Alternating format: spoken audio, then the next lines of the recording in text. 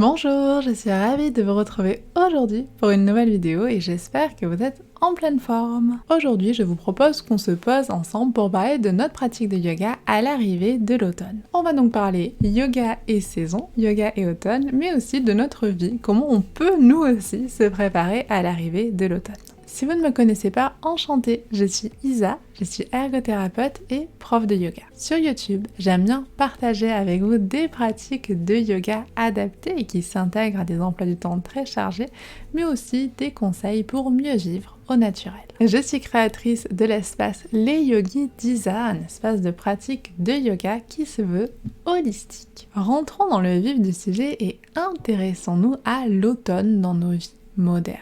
La saison de l'automne est une saison de transition entre l'été et l'hiver. C'est la saison au niveau de la nature des récoltes. On récolte ce qu'on a semé. Ces récoltes nous apportent joie, satisfaction. Le temps du repos n'est pas tout à fait là, mais on sent qu'il approche. Mais avec nos vies modernes, l'automne c'est surtout, pour beaucoup d'entre nous, la saison de la rentrée. La saison de la rentrée s'accompagne de beaucoup de stress, de beaucoup de pression, de beaucoup de travail. Et finalement, avec la période de l'été, qui peut-être a amené son lot de fatigue, ce retour au stress assez rapide, ça peut être difficile de faire cette transition le plus sereinement possible. Alors comment accueillir cette saison dans notre vie quotidienne ? Tout d'abord, ça va être de garder une activité physique. Avec la fatigue de l'été, avec la rentrée, les jours qui raccourcissent, l'automne n'est pas toujours la meilleure période pour continuer ou commencer une activité physique. Il y a beaucoup de clubs qui commencent à leur inscription à l'automne et si on s'inscrit en septembre, parfois ça peut être difficile d'avoir la motivation de continuer. Pour autant, garder une activité physique, surtout dans une période de stress, est une très bonne idée. Ça nous permet de bouger, de vider la tête, de respirer, tout ça on en a quand même bien besoin au quotidien, mais surtout de faire le plein d'endorphines. Et vraiment, ça va être hyper important. Encore une fois, si vous êtes dans une période où vous ressentez beaucoup d'anxiété ou beaucoup de stress, depuis l'Antiquité, on a essayé de faire le lien entre santé et activité physique. Aujourd'hui, on a des études scientifiques qui nous montrent que ça a un réel impact sur la santé, mais aussi sur la santé mentale. L'exercice physique seul ou en complément d'autres traitements, ça permet en effet d'atténuer la dépression et les troubles anxieux et c'est prometteur sur plusieurs autres problématiques de santé mentale. Donc il y a une étude que je vous mettrai dans la barre d'infos de 2023 qui fait un état des lieux de tout ça et c'est vraiment très intéressant de se rendre compte que sa pratique d'activité physique, non, c'est pas un caprice, c'est vraiment quelque chose qui est essentiel à notre santé aussi bien physique que mentale. Et du coup, autant la garder dans cette période un petit peu stressante.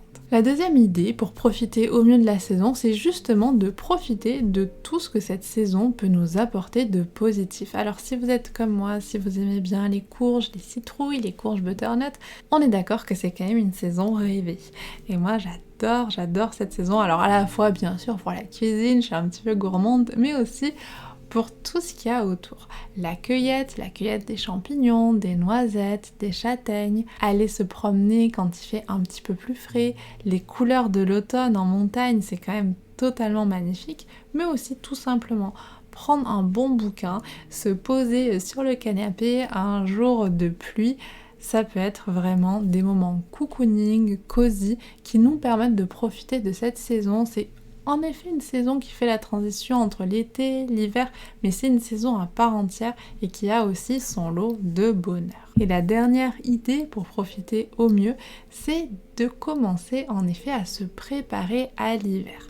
Alors ça va être de façon très simple en fait dans son intérieur, commencer à peut-être ranger un petit peu ces petites robes d'été, les petits maillots pour remettre les pulls. Alors parfois on n'a pas trop envie, mais c'est important quand même de ne pas avoir trop froid en automne. Donc vraiment voilà, de faire cette transition. Si vous avez des plantes, voir les plantes que vous allez pouvoir rentrer, celles que vous allez pouvoir laisser sur votre balcon, sur votre terrasse. Si vous avez un jardin, commencez à préparer un petit peu le jardin à l'hiver. Il y a aussi cette notion de préparation, je trouve, qui est importante à l'automne et qui peut nous aider à finalement nous ancrer aussi dans le rythme de la nature. Mais vous êtes venus sûrement ici pour le yoga et nous allons du coup nous intéresser au yoga et à comment adapter sa pratique de yoga en automne. Le premier conseil que j'ai envie de vous donner, ça va être vraiment de réduire l'intensité de nos séances. L'heure du repos n'a pas encore sonné, on le sait, mais elle approche quand même. Donc on peut tranquillement accorder un peu plus de temps dans nos pratiques de yoga à certaines postures, à certaines sensations aussi, se diriger vers des pratiques un peu plus douces, comme des pratiques de hatha, des vinyasa, mais des vinyasa assez lents, assez doux. Pourquoi pas partir dans du yin yoga ou du yoga restauratif. En fait, des pratiques qui vont petit à petit nous aider à finalement ralentir le rythme, tout doucement. La deuxième idée pour adapter sa pratique de yoga à l'automne est de vraiment faire la part belle au pranayama, c'est-à-dire à la respiration. En médecine traditionnelle chinoise, la saison de l'automne est associée aux organes des poumons et des gros intestins. La pratique posturale de yoga peut donc se mettre au service du souffle, littéralement, en permettant au corps d'avoir plus de mobilité, à la cage thoracique d'être un peu plus ouverte pour permettre justement aux poumons de se déployer au mieux. C'est d'ailleurs sur ces thématiques que j'ai axé les pratiques de yoga du mois d'octobre, énergie de l'automne, dans l'espace abonné. Donc si vous voulez nous rejoindre, vous serez les bienvenus. Ces pratiques de pranayama, on va démystifier le truc, elles n'ont pas à être compliquées. Vraiment. Croyez-moi sur parole, elles n'ont pas à être compliquées. Elles peuvent être super simples. Un petit peu de cohérence cardiaque, simplement être un peu plus attentif à la respiration dans les postures, essayer d'allonger un peu l'expiration. C'est des pratiques super simples, mais qui déjà nous mettent l'accent sur l'attention qu'on peut apporter au souffle et vont être totalement bénéfiques. C'est aussi une bonne saison dans sa pratique de yoga pour intégrer des postures qui vont à la fois être plutôt des postures de détente par exemple de la sangle abdominale, des postures d'ouverture, à la fois ouverture de cœur, ouverture de hanche, et des postures d'ancrage. Par exemple, si on veut soutenir un petit peu l'activité de notre système digestif, on peut partir sur des torsions qui vont simplement nous aider à amener un peu plus de mouvement dans cette zone, ou simplement une respiration, par exemple au moment de relaxation, une respiration abdominale. Dans les postures d'ouverture, on va avoir les postures d'ouverture de cœur pour ouvrir cette cage thoracique, mais les postures d'ouverture de hanche, pour la simple et bonne raison que je trouve que les postures d'ouverture de hanche amènent un petit peu de fluidité qui est assez intéressante, je trouve, dans cette saison de transition, et sur un point de vue un peu plus physiologique, je trouve qu'elles accompagnent plus facilement la respiration. Dans une posture d'ouverture de hanche, quand elle est statique, on va plus facilement allonger l'expiration, et quand on est plutôt en dynamique, en vinyasa, on peut plus facilement suivre le mouvement. Concernant les postures d'ancrage, elles peuvent être d'ancrage au niveau des pieds, de vraiment sentir un peu la sensation des pieds ancrés dans le sol. Il y a aussi cette idée de retour à la terre quand même, en automne, donc vraiment de se reconnecter à cette sensation des pieds dans le sol, très intéressante, mais aussi quand on est en position assise, d'avoir vraiment la sensation du bassin ancré dans la terre. Donc tout ça, ça va nous aider petit à petit à intégrer un petit peu des éléments d'automne sur notre tapis et dans nos pratiques. La quatrième idée va être d'intégrer des moments de relaxation, des moments de méditation. On n'est pas encore dans la partie introspective qu'on va plutôt retrouver en hiver, et ça on pourra en reparler si ces sujets de yoga adaptés aux saisons vous intéressent, mais on commence petit à petit à revenir, à avoir envie de revenir un petit peu à soi. Donc des pratiques de méditation, si c'est pas forcément quelque chose dont vous avez l'habitude, parfois vous allez voir que ça s'intègre plus facilement à la saison de l'automne.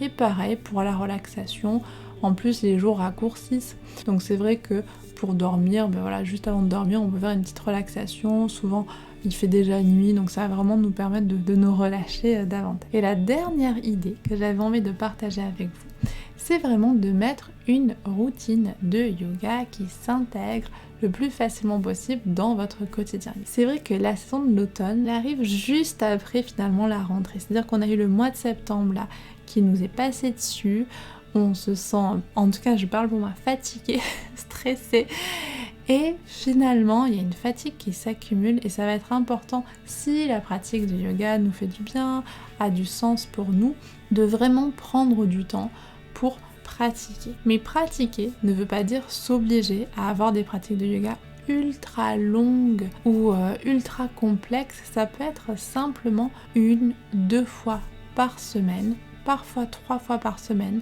de voir finalement quand est-ce que vous avez du temps pour des pratiques un peu plus longues et de voir quand vous avez du temps pour des pratiques un peu plus courtes pour vous aider à pratiquer au mieux. Pareil, si vous décidez de nous rejoindre dans l'espace abonné, vous allez voir que le calendrier de pratique est un petit peu différent. Cette fois-ci, je l'ai volontairement allégé. Vous avez toujours accès aux pratiques des mois précédents si vous avez envie de le compléter davantage, mais je l'ai allégé de façon à ce que vous ayez vraiment une impression de facilité quand vous allez vraiment placer vos pratiques dans votre quotidien.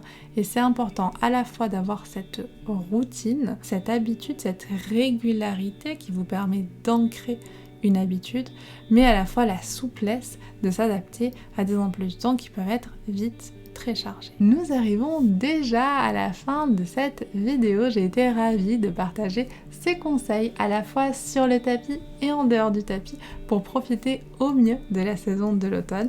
J'ai très hâte d'échanger avec vous dans les commentaires, de savoir comment est-ce que vous adaptez votre pratique de yoga à l'automne et de me dire pourquoi est-ce que vous aimez bien cette saison. Même si vous l'aimez pas, peut-être qu'il y a une chose que vous aimez bien dans cette saison et je serai ravie de vous lire. En attendant de vous retrouver très bientôt, je l'espère, prenez soin de vous.